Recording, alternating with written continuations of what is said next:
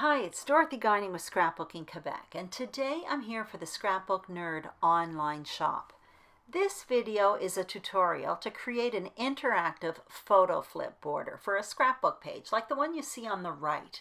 For the left side of this project, it's a pretty easy scrapbook page, so I'm just going to walk you through the steps, but all measurements for photos and page parts will be written on the screen. So the material I'm using mostly comes from Vicki Boutin's Wildflower&Honey collection. I have a lot of stuff there, but of those papers I end up selecting 3 of them. I also threw in dies from Pink Fresh Studio, and that tape is a premium double-sided tape, and it's really important to this project because it's really tough, and to create anything interactive on a page you really need a tough tape. I'm going to list all the products I'm using in the information box below. I got them all at the Scrapbook Nerd, and I'll put a link to the shop in the comments below as well. First, I want to talk about the page. As you can see, it's completed here, but I just want to point out a few things. I did a frame style foundation with 3 pieces of paper, and I gutted 2 of them, and I'm just going to do a flip through of the border that we're going to make in a minute. As you can see, I have photos on the front of them, but I also have photos and journaling on the back side of these flips, and I did some decorating as well. So we'll get to that in a minute. For the left-hand side of the page, all I did was take a 4x6 photo, actually 6x4, it's horizontal. I trimmed it a bit, added a photo mat, and then I cut 6 strips of paper that measure 1 inch by 6 inch, and I did it in 3 patterns. So what I did was I adhered them to the page, 4 on top, then the photo with foam adhesive, and 2 at the bottom. And I added some faux stitching in the middle of the strips of paper. Then I made a large title in the large part at the top of the page, and I used some old Vicki Boutin titles. I have both of them there. I have the one from the most recent collection, from the Wildflower&Honey collection, but this one came from an older one, and it just worked with my page better. And then to finish off, I simply added 3 small embellishment clusters, 1 above the photo to the left, 1 below the photo to the right, and then a small repetition at the top of the title, that yellow heart, because there's yellow in the 2 other embellishment clusters, and I just wanted a bit of repetition. That's it, and those decorations came from the ephemera pack as well as the sticker book from that Wildflower&Honey collection. Now on to the tutorial. You need 3 pieces of cardstock. The measurements are on the screen. Those ones are a bit longer, and this 4th one, which is a little bit smaller. And finally, a 5th piece, which measures 4 inches by 2.5 inches. I have 6 photos, 4 larger photos and 2 wallet size. Now you can have up to 7 of the larger photos, but you need at least 4 of them. So now what I'm going to do is take the 3 larger ones. Those ones measure 4 inches by 6.25 inches, and I'm going to score each one of them at 1/2 of an inch. The one that's a little bit smaller, we're going to leave it as is. You'll see that in a minute. And the smallest one, take note, it's going to be scored in 3 spots, at 3/4 of an inch, at 1.25 inches, and at 1 3/4 inches. And what I'll do is I'll fold it in the middle, and then the 2 exterior score lines will be folded in the opposite direction. So basically that's going to be a binding for my book that I place at the top of this cascading photo border. Now what I'm going to do is adhere my photos to these photo mats. As you can see, I did some journaling in advance. You can do it beforehand or you can do it afterwards. But for the sake of this video, I'm going to pretend we're doing it afterwards. What's important when you are matting your photos is that you select the photo that you want to be on the bottom of this border, because that one has the shorter photo mat. And once that's determined, simply start adhering the photos to those photo mats. So as you can see, those ones that are a bit longer, it's just like a normal photo mat, except there's a 1/2 inch flap at the top of it. The one at the bottom is just simply going to have a classic photo mat that measures 1/4 inch larger than the photo.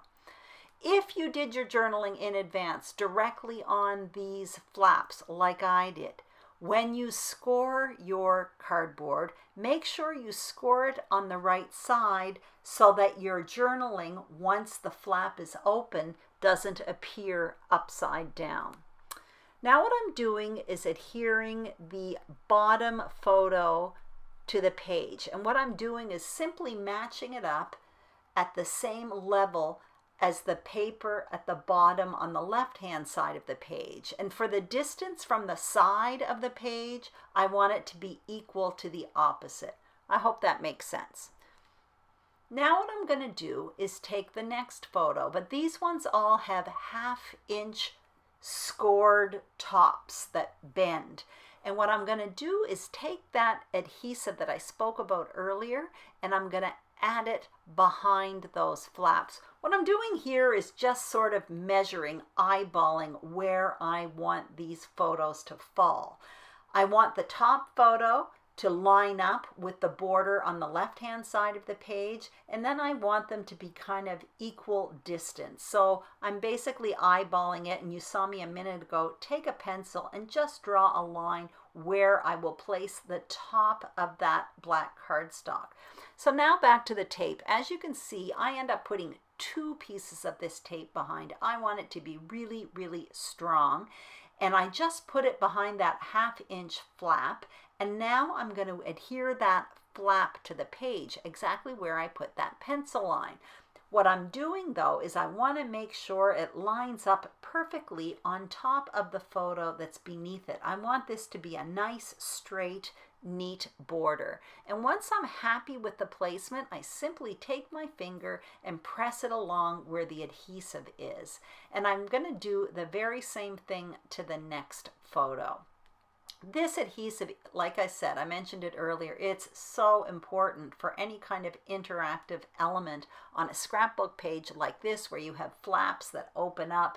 You can make pockets with it. It's not expensive, but it's a fantastic tool to have if you don't have it. And it works absolutely fantastic for these types of projects. So I'm now putting this one down, and then I'm going to do the top one. But for the top one, I'm going to add that binding to it. You'll see that in a minute. But the binding, the front flaps of the binding are each 3/4 of an inch in width. That gives you a bit of room to play. So what I'm going to do with mine is, I have those dies from Pink Fresh Studio. They're called like Essential Edge dies or something like that. I will link them up below. There's all kinds of different ones, but they're very detailed. And I'm going to select a scalloped one that has a stitched edge. I absolutely love it. So I'm just going to add a little bit of detail to the front of that binding. Now, if you don't have this, you could take a border punch, you could maybe rip it a little bit, you could add some stitching, or you could just leave it as it is. I'm simply adding this for a little bit of visual interest, and they're really kind of fun little dies. They really are detailed, super, super cute. And once that's done, what I'm going to do is I'm going to slip the photo inside this binding. So that folded over, 1/2 inch folded over part at the top, that's where the 1/2 inch that's on top of the photo, the 1/2 inch cardstock that exceeds, that's where it's going to go. I'm going to literally place it up towards the middle fold of this binding.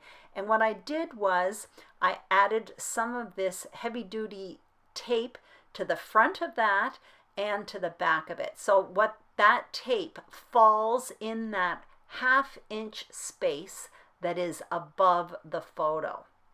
And I do the very same thing to the back. And now what I'm doing is simply adding some of that tape to the back. Again, I'm going to put 2 pieces, and that is going to be adhered directly to the page. So that is going to be my flap. Now you're going to see me, I totally fuss around with this a bit. I just really want to make it straight, and for some reason it wasn't looking straight for me, but I do end up succeeding.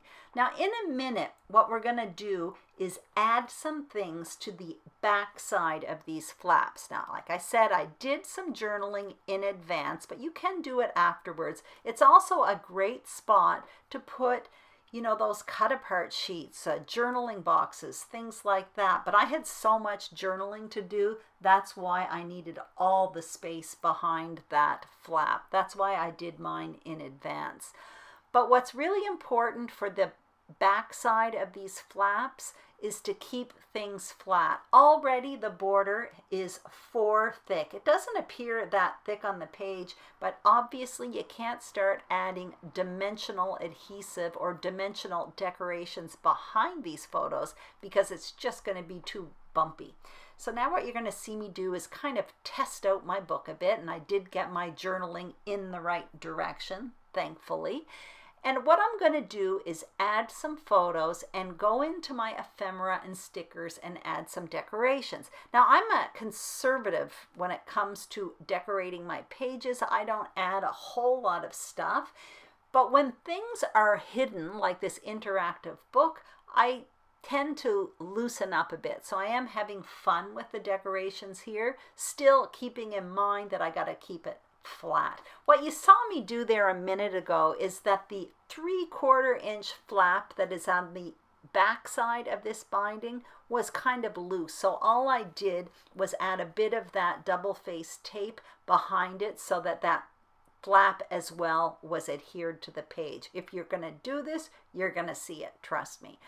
Anyway, now I'm adding some decorations, some stickers, some ephemera, and I'm moving on to page 2, which has quite a bit of journaling, but I do add that arrow, and I'm looking for a little word sticker to put on top of it. Like I said, I'm having a little bit more fun with this. It is a fun place to add decorations, and I'm not too worried about colors clashing or anything like that. I'm putting this photo down, but what you're going to see me do in a minute, I'm adding decorations, but I end up pulling it off because in the ephemera I found this frame, and I thought it would be a good opportunity to put around it because that odd looking tree, I forgot to write what it was in all that journaling. So with that frame, I have a little space below where at least I can explain that and why that photo is there.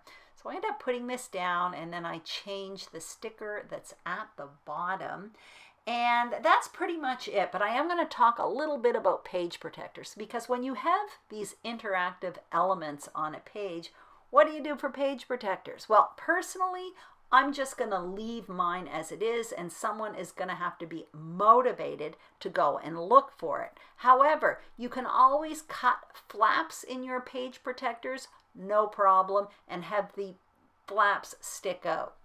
Back to my page. As you can see, I wanted to put little tabs on this. So I'm trying different things, and there were like these tickets in the ephemera pack that I tried, and then I punched out these circles, and then I tried little flaps of paper. Well, the circles one, I quite like that, and I'm tucking it in under the photo, so it just looks like these half circles coming out from underneath the photo.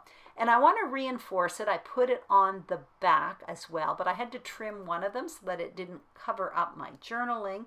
And then I was looking for something to put on top of them. I ended up going with the titles pack from this collection. They had these like little wagon wheel type things that I thought looked pretty cute. So under a page protector, that looks pretty obvious that that is something to open. So yeah, anyways, that's what I ended up doing. I tried those word stickers, but I didn't end up liking them. Showing you the flap here, and basically that's it. I hope you enjoyed this video. If you did, be sure to give it a thumbs up. Don't forget to subscribe to the Scrapbook Nerd YouTube channel, as well as my channel, Scrapbooking Quebec. Thank you so much for watching. Don't forget to check out the Scrapbook Nerd Online Shop. They're getting new stuff all the time, and they have fantastic service. Thank you so much for watching, and have a great day.